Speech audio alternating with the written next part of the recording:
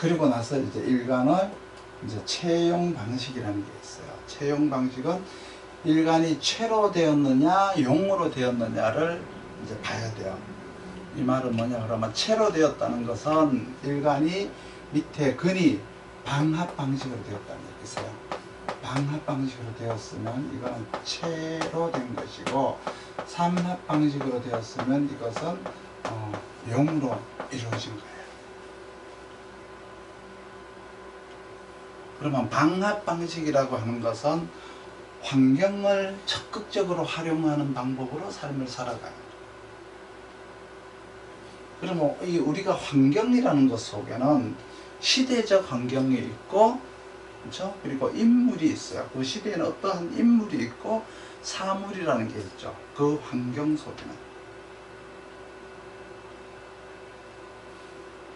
우리가 학교를 가면은 공부나 잘하라는 소리를 열심히 듣다 보니까 환경이 무언지 모르고 살게 돼요. 그래서 시대적 상황, 인물적 상황, 사물적 상황이 질비한데, 이러한 상황을 선생은 가르쳐주지 않아요. 부모 가르쳐주지 않아요. 그러니까 네 능력을 스스로 만들지 않으면 너는 살 길이 없는 거죠. 그러니까 너는 빨리 집을 나가라는 말을 계속 하는 것 같아요. 부모 말 듣지 말고 우리처럼 살지 마라고 하는 거예요.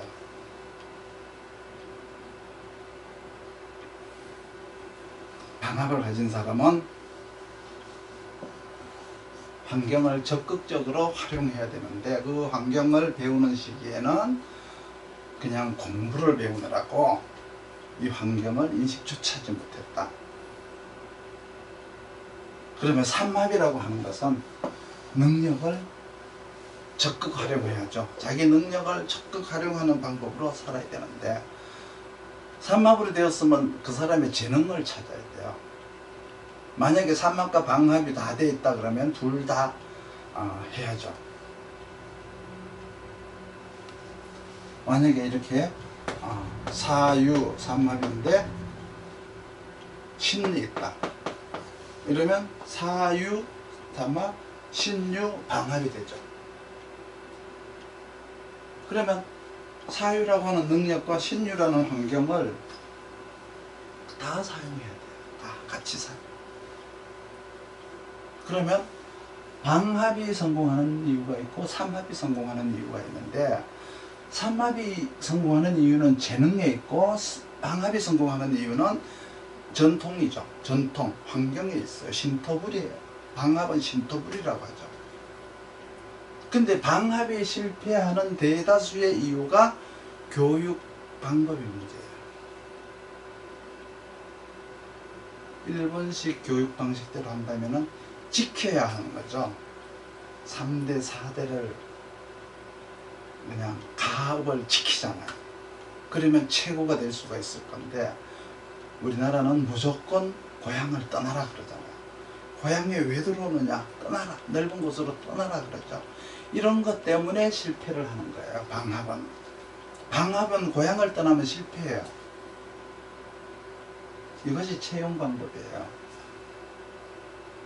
그러면 방합은 어떻게 활용하고 삼합은 어떻게 활용한다는 걸 알아야 되겠죠?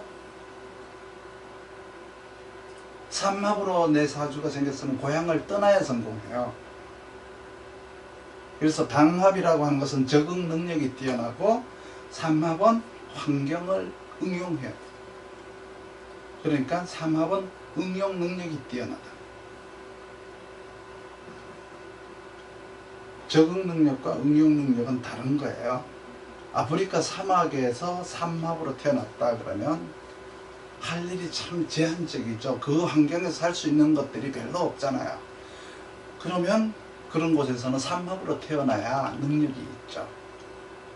대개 우리나라의 지배계급들이나 부자들은 방합으로 생겼어요. 그리고 삼합으로 생긴 사람들은 거의 일꾼들이에요. 자기가 주어진 환경을 무시하도록 배웠기 때문에 방합은 대다수 실패하고요. 그래서 서울에 가면은 서울을 장악하고 있는 것들은 거의 지방 사람들의 산마평이 장악하고 있고요. 서울을 떠난 대다수의 사람들이 방합을 가진 자들이 떠난 거예요. 이걸 알고 나서 오행별 일간의 특성을 반드시 알아야죠. 오행으로는 한난조습이 일단 뚜렷하면 뚜렷할수록 잘 맞고, 사계절이 없으면은 사주에 사계절이 제대로 형성이 되지 있지 않으면은 육신으로다가 통변을 해야 돼요. 그래서 육신의 통변수를 잘 익혀 놓으면은 전 세계인들을 다 감당할 수가 있는데, 만약에 오행만 하게 되면은 안 돼요. 육신도 그 나라의 어떤 사회 체계나 그 나라의 문화를 이해하고 나서 해야지, 우리나라처럼 하면은 전혀 맞지 않아요. 외국인을 상대하는데 그 외국인이 우리나라로 왔으면은 그 사람은 비견이 아니라 겁재로 보죠. 그러면 우리는 겁재를 흔히 나쁘게 생각하니까 잘못된 거예요. 우리나라는 과거 조선 500년 동안 거의 곤장이라는 것을 배우지 못했잖아요. 이걸 통변을 하면은 뭐를 자제하거나 하지 말라라고 했잖아요. 뭐를 해보라고 권장하지는 않았어요. 그러니까 뭐를 하라고 하지를 않고 보나마나 하지 말라라고 했어요. 그러한 문화가, 하지 말라고 하는 문화가 몸에 밴 그러한 테두리에서 명리학이라고 하는 이 폭넓은 학문을 한다는 것은 그 자신의 어떤 문화관이나 세계관이 아주 허약하다는 것을 알아야 됩니다. 이렇게 허약한 세계관을 가지고 명리학을 받아들이니까 육신에 감명하는 그 테두리 자체도 아주 이렇게 허약해지는 거예요. 근황하게 되면은 가상관은 이루어지지 않아요. 식상이 없다고 하더라도 가상관은 이루어지지 않아요. 근약하면 아무리 식상이 많아도 가상관과 같은 거예요. 그래서 일간이 근황하면은 파묘상관, 상관상진, 도식 이런 거 절대 안 일어나. 아니 안 일어나는 게 아니라 일어나도 견디는 힘이 있는 것이지 일어나지 않는 건 아니죠.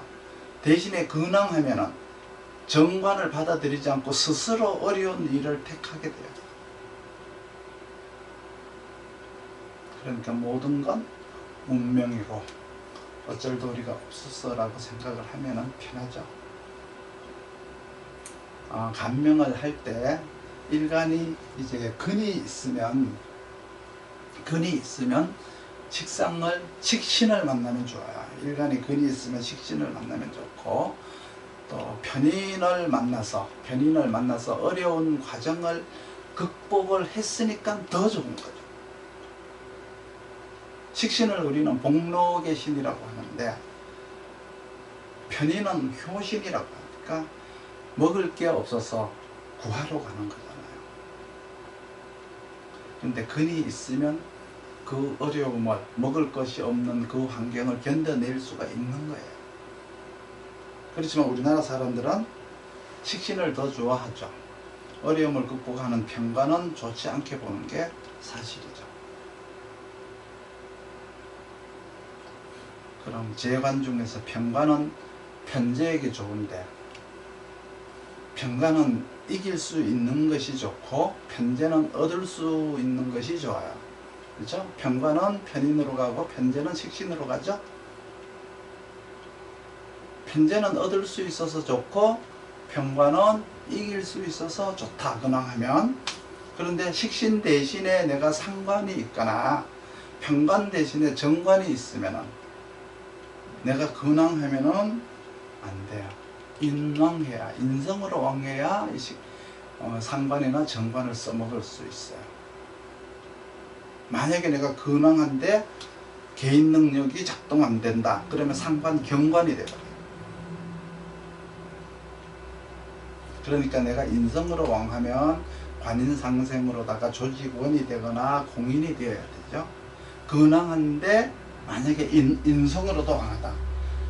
인으로도 왕하고 근으로도 왕하다 그러면 조직에도 들어가야 되고 근황하니까 기업도 해야 되고.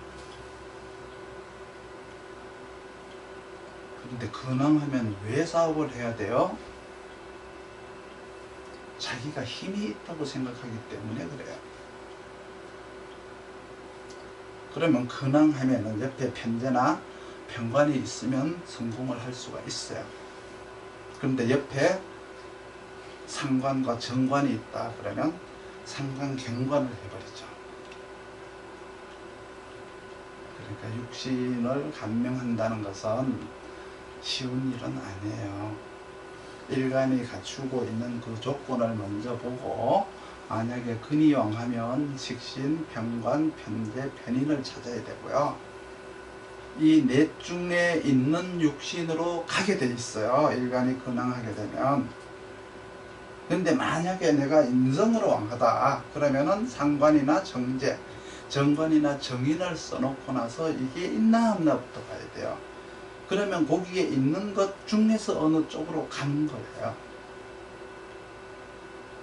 이렇게 네 가지 육신 중에 사주에 있는 것으로 백발백중 가게 되는데, 그런데 있어야 될 거는 있지 않고 있지 말아야 될 것들이 있게 되면은 그때부터 이제 자기 인생이 마이너스 성장을 하죠. 이지러지기 시작을 하는 거예요. 가령 근원왕한데 상관 정제, 정관 정인이 있거나, 나는 근이 없고 인성으로 왕한데 식신 편제, 편인 편인으로 되어 있다 이러면 자기 능력과는 반대로 가죠. 그러니까 삶이 이지러지기 시작하는 거예요. 만약에 내가 근황한데 비겁이 있다 그러면 비겁의 능력을 내가 사용할 수가 있어요. 그래서 차용한다 그러죠. 통솔할 수 있어요. 비겁을. 남의 능력을 가져다가 쓸 수가 있어요. 빌리는 게 아니고 통솔해서 쓸 수 있다. 요즘 말로 팀워크라고 해요. 그런데 근약하고 비겁이 있으면 내가 능력이 없으니까 비겁에게 소속되어 사는 것이 더 안전한 삶이 되는 거예요. 또 사주에 인성과 식상이 부족하면 비겁으로 차용하라 그랬죠. 그런데 비겁도 없으면 인성이나 식상을 차용할 수가 없어요. 대개 무인성 사주 중에서 박사학위 소지자들이 많은데 이 사람들이 비겁이 없으면 소용없어요. 박사학위 받을 수 없어요. 비겁이 있어야 가능해요.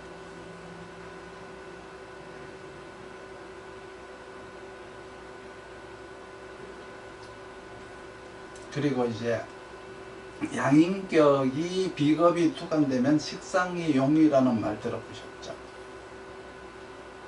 식상이 왕한데 인성이 만약에 식상을 제지하지 못하면 스스로 의관을 벗고 시장에 나간다고 되어 있어요.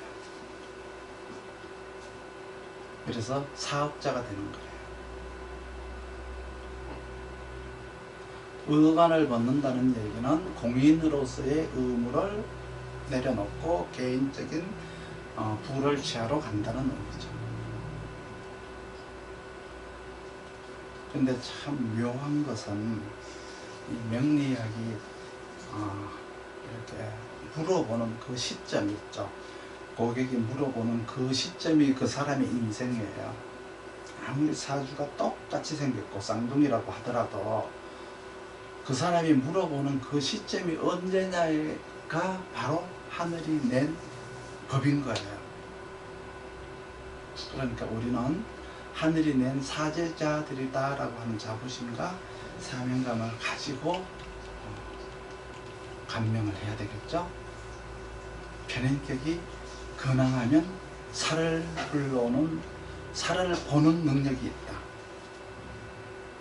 살을 본다는 것은 사람들의 어려움을 눈으로 보는 거예요. 그걸 해결할 능력이 있다는 거예요. 편인격이 근황한데 살이 없으면 사람들의 어려움을 보기보다는 자기 어려움을 먼저 봐요. 남의 어려움을 이해하려고 하지 않고 자기 어려움만 생각하게 돼요.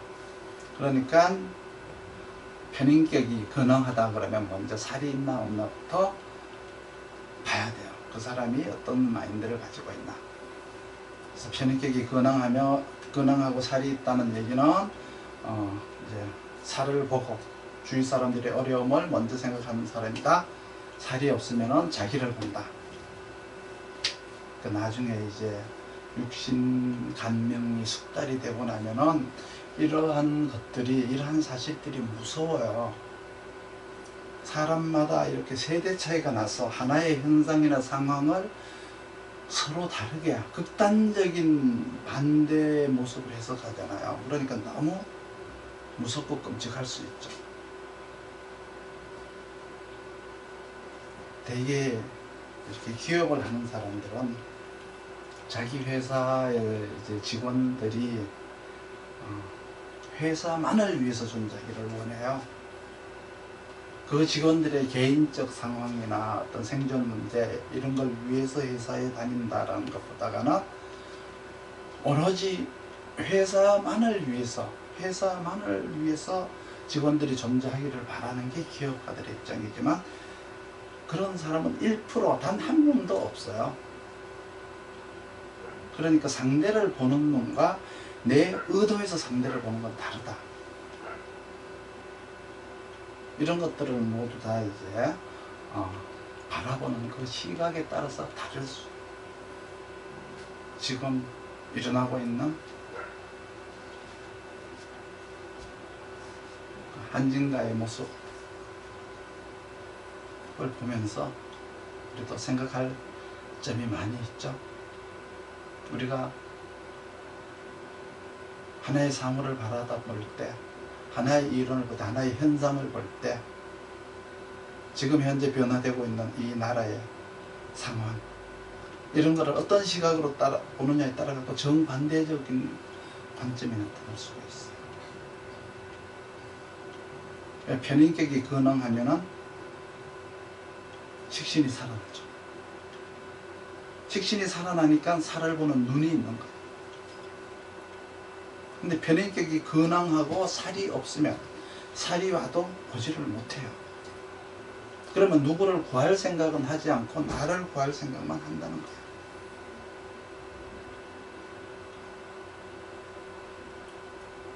이렇게 10가지 육신의 개괄적 성격과 어떤 십신의 어떤 간략한 간명수를 지금 했는데, 십신의 간명수를 다 익힐 건지 아니면 일간의 왕세 강약으로 십신에 대항을 하는 어떤 대항력을 익힐 것인지 초보자들은 결정을 해야 돼요. 무엇보다 육신이라고 하는 것을 알고 나면은 그 속에 내재되어 있는 그 사람들의 모습들을 보게 되니까 정말 무서워요. 육신이라고 하는 것은. 그래서 우리가 육신 공부할 때 이 모든 것을 10가지 육신에 대한 모든 것들을 익힐 거냐, 아니면 일간을 기준으로 해서 일간의 왕세 강약을 통해서 어떤 육신을 대항할 것인가, 이거를 익힐 것인가, 이거부터 이제 설정을 하라는 거예요. 내가 전부 다 배워가지고 하겠다라고 하면 어려워요.